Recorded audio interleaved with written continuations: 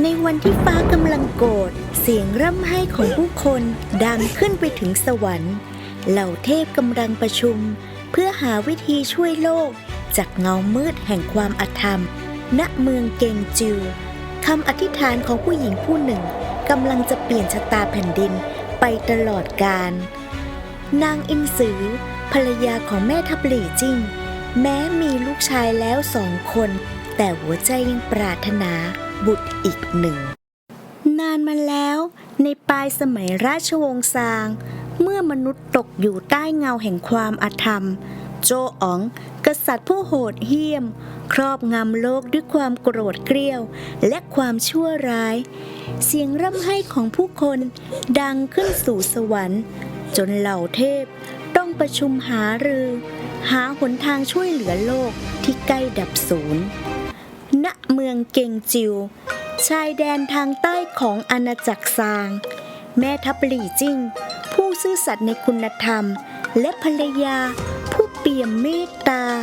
นามอินซือแม้นางจะมีลูกชายแล้วถึง2 คนแต่ใจของอินซือยังปรารถนาอยากได้บุตรชายอีก1 คนผู้มีคุณธรรม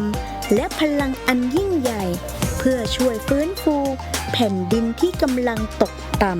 ำอินซือได้อธิษฐานต่อองค์เจ้าแม่หนิวา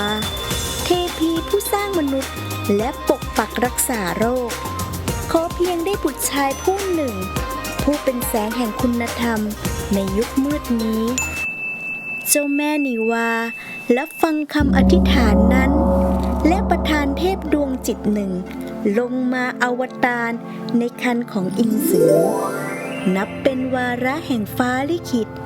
ที่จะเปลี่ยนแปลงโชคชะตาแห่งแผ่นดินแต่ครรภ์นี้ไม่ใช่ครรภ์ธรรมดาอินซือตั้งครรภ์ยาวนานถึง3 ปี6 เดือนท่ามกลางความประหลาดใจของผู้คนทั้งเมืองจนกระทั่งในวันหนึ่งที่สายฟ้าฟาดกลางเวหาลมพายุโหมกระหน่ำแม้ในยามบ่ายนางอินซือให้กำเนิดสิ่งมีชีวิตอัศจรรย์ก้อนเนื้อสีแดงฉานขนาดเท่าลูกบอลเต้นร่าวอยู่ในอากาศหลี่จิ้งมองเห็นด้วยความตื่นตระหนกเขาหวั่นเกรงว่าสิ่งนี้คือลางร้ายจากปีศาจจึงตัดสินใจชักดาบที่สะพายข้างกายฟาดเฉือนก้อนเนื้อนั้นด้วยมือของตนเองทันใดนั้นเองจากกลางก้อนเนื้อเด็กชายร่างน้อยผู้มีใบหน้าน่ารักดุจเทพบุตรดวงตาสุขสว่างประหนึ่งเปลวเพลิงทิพย์ก็ค่อยๆปรากฏตัวขึ้นท่ามกลางแสงเรืองรองและกลิ่นหอมของดอกบัวที่โชยมาแต่สวรรค์ที่ข้อมือของเขามีกำไลทอง1 วงเรืองแสงอ่อนๆและบนล่างเล็กนั้นมีผ้าแพรแดงขี่พิ้วตามสายลมคล้ายมีชีวิตเป็นของตนเองผ้าแพรนั้นโอบกายดังเกาะแห่งสวรรค์พร้อมจะปกป้องเด็กน้อยในทุกพยันตรายเสียงกระซิบแผ่วเบาพัดผ่านสายลมมาอย่างแผ่วเบาเด็กผู้นี้ไม่ใช่ลูกของมนุษย์ธรรมดาหากคือ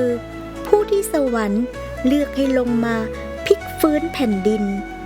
อินซือมารดากอดลูกน้อยไว้แนบอกด้วยหัวใจเปี่ยมรักและความอบอุ่นแม้หลี่จิ้งจะยังมีความลังเลในใจ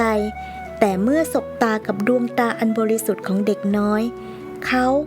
ก็ยอมโค้งคำนับต่อโชคชะตา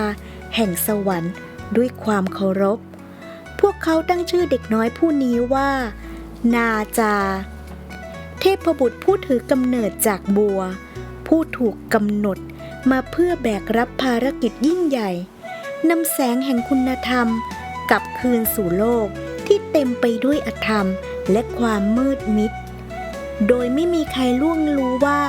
เขานำของบางอย่างติดตัวมาด้วยซึ่งจะกลายเป็นพลังศักดิ์สิทธิ์ในการต่อกรกับอธรรมในวันข้างหน้า